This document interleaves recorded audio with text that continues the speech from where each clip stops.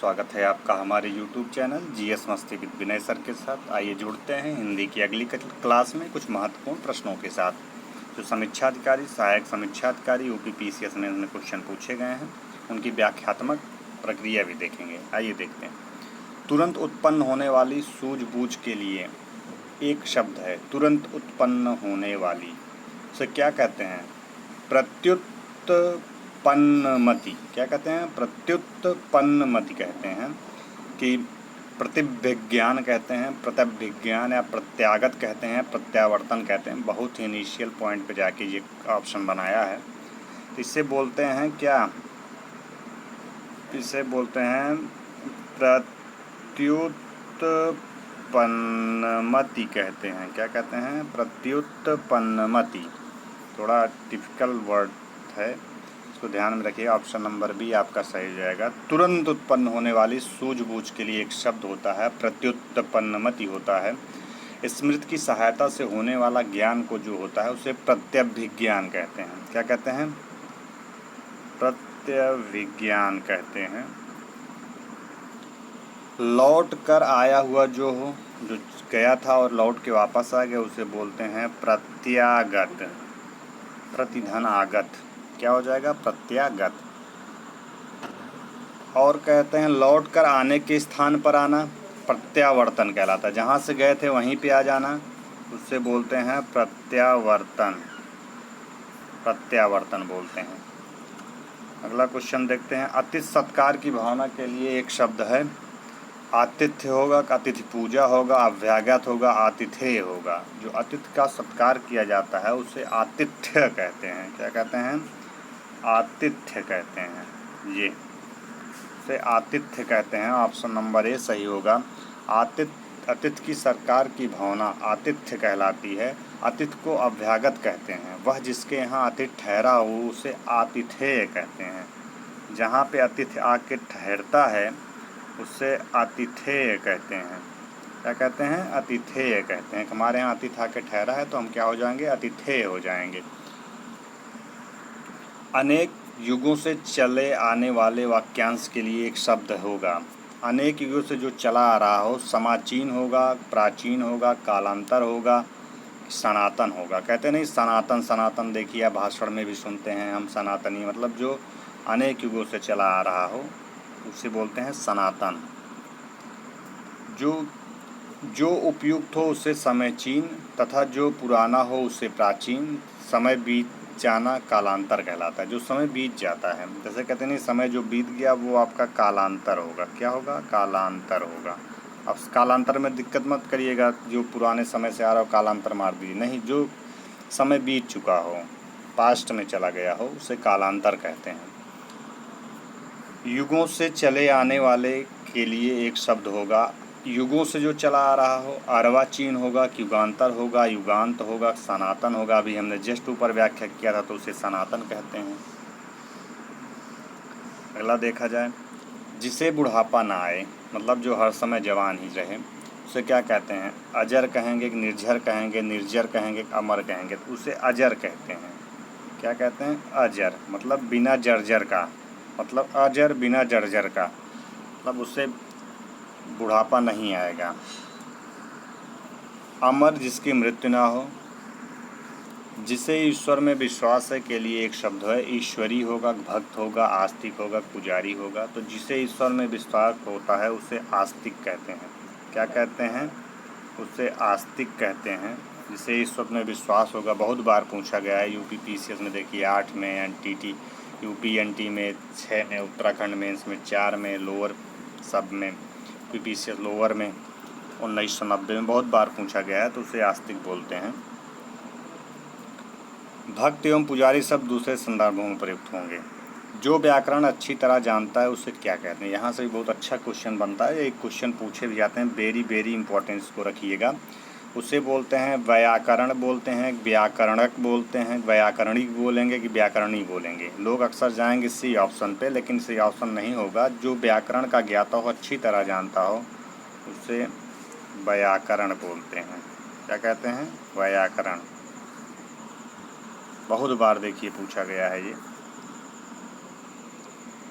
व्याकरण से ज्ञाता के लिए एक शब्द है, फिर से देखिए नीचे वहीं मिल गया। व्याकरण का जो ज्ञाता हो उसे अभी हमने बताया था व्याकरण बोलेंगे, ना कि लगा के चले आइएगा व्याकरणिक, गलत हो जाएगा। अगला देखा जाए, जो क्षमा करने योग्य नहीं है, वाक्यांश के लिए एक शब्द है जो क्षमा की योग्य नहीं है। अदम्य होगा, अक्षम्य होगा, निर्गुण होगा, सक्षम होगा। जो अक्षम्य है वो क्षमा करने की योग्य नहीं हो उसे अक्षम्य बोलते हैं। क्या बोलते हैं? अक्षम्य। देखिए अक्षम्य लिख दिया गया है। पश्चिम और उत्तर दिशाओं के मध्य कोण को कहते हैं। जो पश्चिम और उत्तर, देखिए हम बना दे रहे हैं आपका ये डायरेक्शन बना दे रहे हैं। ये हमारा ऊपरी हिस्सा नॉर्थ होता है, नीचे साउथ होता है, ये ईस्ट होता है, ये वेस्ट होता है। कह रहा है पश्चिम और उत्तर दिशाओं के मध्य कोण को कहते हैं। पश्चिम में हो ये पश्चिम हो गया और उत्तर ये आ गया, उसे क्या कहते हैं? ईशान कहेंगे, नैऋत्य कहेंगे, वायव्य कहेंगे, आगे कहेंगे, तो उसे वायव्य कहेंगे। पश्चिम और उत्तर दिशाओं के मध्य का कोण ये वायव्य होगा। क्या होगा? ये वायव्य होगा। क्लियर? तो पूरब और उत्तर के मध्य का कोण हमने अभी बताया था, बना भी देते हैं, नॉर्थ, साउथ, ईस्ट, वेस्ट। अब अगला अगर पूछ ले तो पश्चिम और उत्तर पूछ लिया, अगर पूछ ले क्या पूरब और उत्तर, ये ईस्ट हो गया, ये नॉर्थ हो गया, इनके मध्य जो कोण होगा उसे क्या बोलते हैं? उसे ईशान कोण कहते हैं। ईशान, पूरब और उत्तर के मध्य। ठीक। उसके बाद कहते हैं पूरब और दक्षिण दिशा के मध्य कोण को, पूरब और दक्षिण ये इधर आ जाएगा, इसे क्या कहेंगे? इसे आग्नेय कहेंगे। क्या कहेंगे? आग्नेय कहेंगे। क्लियर? अगला देखते हैं, ऐसी जीविका जिसका कुछ ठीक ठिकाना ना हो, मतलब ऐसी जीविका जो चल रही है जिसे कोई ठिकाना ना हो, आकाश कुसुम कहेंगे, आकाश वृत्ति कहेंगे, आकाश सलिल कहेंगे, आकाश फल कहेंगे, तो उसे आकाश वृत्ति कहते हैं। ऐसी जीविका ऑप्शन नंबर बी सही होगा, जिसका कुछ ठीक ठिकाना ना हो, कि सभी के लिए एक आकाश वृत्ति है। आकाश में फूल खिलने की सी असंभव बात को आकाश कुसुम कहते हैं। अगर आकाश कुसुम कहेंगे कि आकाश में कहाँ फूल खिलेंगे, तो वहाँ पे हमारा ऑप्शन नंबर आकाश वृत्ति हो जाएगा। अनिश्चित जीविका के लिए एक सही शब्द है आंशिक सेवा, अस्थायी सेवा, अर्ध रोजगार, आकाश वृत्ति। तो आंशिक जीविका के लिए, अनिश्चित, आंशिक नहीं, अनिश्चित जीविका के लिए अभी हमने ऊपर भी पढ़ा था, फिर से क्वेश्चन पूछ लिया। अनिश्चित जीविका के लिए आकाश वृत्ति कहते हैं। क्या कहते हैं? आकाश वृत्ति। ये कुछ महत्वपूर्ण तथ्य हैं, इनको ध्यान में रखते हुए आगे बढ़िएगा। अगला देखते हैं हम लोग, इससे अनिश्चित जीविका हमने बता दिया आकाश वृत्ति होगा। थोड़े अंश में की गई सेवा आंशिक होता है, थोड़े समय के लिए की सेवा अस्थायी सेवा कहलाती है। आधा रोजगार जो उसे अर्ध रोजगार कहते हैं। जिस पर हमला ना किया गया हो उसके लिए एक शब्द क्या होगा? आक्रांता होगा, आक्रामक होगा, अयोध्या होगा, अनाक्रांत होगा, तो उसे अनाक्रांत कहते हैं। क्या कहेंगे? अनाक्रांत होगा, जिस पे जो है आक्रमण ना किया गया हो, हमला ना किया गया हो। जो हमला आक्रमण करता हो उसे आक्रांता कहते हैं। क्लियर? जिस पर आक्रमण हो के लिए एक प्रयुक्त शब्द है, हमने भी बताया था, उसे क्या कहते हैं? आक्रांत कहते हैं। तो आपको हो सके कहीं ना कहीं से उत्तर व्याख्या से मिल जाए, प्रश्न व्याख्या का उत्तर में, इस प्रकार से देखते चलिएगा। जिस पर आक्रमण हो उसके लिए आक्रांत शब्द हो गया। आक्रांता या आक्रामक आक्रमण करने वाला कहलाता है। जिसे जीता ना जा सके उसे हमने बताया था अजेय होता है। जीता ना जा सके, जिस पर मुकदमा चलाया गया हो उससे कहते नहीं, अभियुक्त होता है। मुकदमा जिसके ऊपर चलता है उसे अभियुक्त कहते हैं। क्या कहते हैं? अभियुक्त कहते हैं। अब देखते हैं, जो बहुत मंद गति से कार्य करता हो उसके लिए एक शब्द है मंथर होगा, दीर्घसूत्री होगा, सत्वर होगा, मंदाक्रांता होगा। तो जो बहुत मंद गति से कार्य करता है उसे मंथर कहेंगे। क्या कहेंगे? उसे मंथर कहते हैं। बहुत मंद गति से जो काम करे, हर काम में बहुत देर लगाने वाला, जो हर काम करे बहुत देर लगाए, उसे क्या बोलेंगे? उसे हम लोग बोलेंगे दीर्घसूत्री बोलेंगे। क्या बोलेंगे? दीर्घसूत्री बोलेंगे। तथा शीघ्र जो सत्वर हो कहते हैं। 17 अक्षरों में वर्ण वृत्त का नाम मंदाक्रांता होता है। उचित अनुचित का ज्ञान रखने वाला वाक्यांश के लिए एक सही शब्द है। विवेकी होगा, ज्ञानी होगा, चतुर होगा, दूरदर्शी होगा। जो उचित और अनुचित का ज्ञान रखता हो उसे विवेकी कहते हैं। ज्ञानी से नहीं मतलब ज्ञानी होते हुए भी आप उचित अनुचित का हो सके ध्यान ना रख सको तो उसके लिए विवेकी होगा। जो विवेकवान होगा वही ऐसा कर सकता है, तो उसके लिए एक शब्द आएगा विवेकी। ऑप्शन नंबर ए सही है आपका। अगला देखते हैं। जो पुराण उपनिषद शास्त्र का ज्ञान रखता हो उसे ज्ञानी कहते हैं। जो आगे की सोचता हो उसे दूरदर्शी कहते हैं। जो चालाक हो उसे चतुर कहते हैं। जो अपने कर्तव्य का निश्चय ना कर सके, इस वाक्य में एक शब्द होगा द्वंद्वग्रस्त कि भ्रमित, किंग कर्तव्य विमूढ़, दुविधाग्रस्त। देखिए किंग कर्तव्य विमूढ़ होता है, क्या करें क्या ना करें की स्थिति में जो होता है उसे किंग कर्तव्य विमूढ़। ये आपका कभी कभी वाक्य शुद्धि में भी आपको मिल जाएगा, इस पे ध्यान रखिएगा। किंग कर्तव्य विमूढ़ इस प्रकार से लिखा जाता है, तो ऑप्शन नंबर सी सही हो जाएगा। जो कर्तव्य का निश्चय ना कर सके अर्थात जिसे अपने कर्तव्य का ज्ञान ना हो रहा हो उसे किंग कर्तव्य विमूढ़ कहते हैं। जो द्वंद्व में हो उसे द्वंद्वग्रस्त कहते हैं। जो द्वंद्व में हो उसे द्वंद्वग्रस्त कहते हैं। तथा जो भ्रम में हो उसे भ्रमित कहते हैं। जो दुविधा में हो उसे दुविधाग्रस्त कहते हैं। क्या कहते हैं?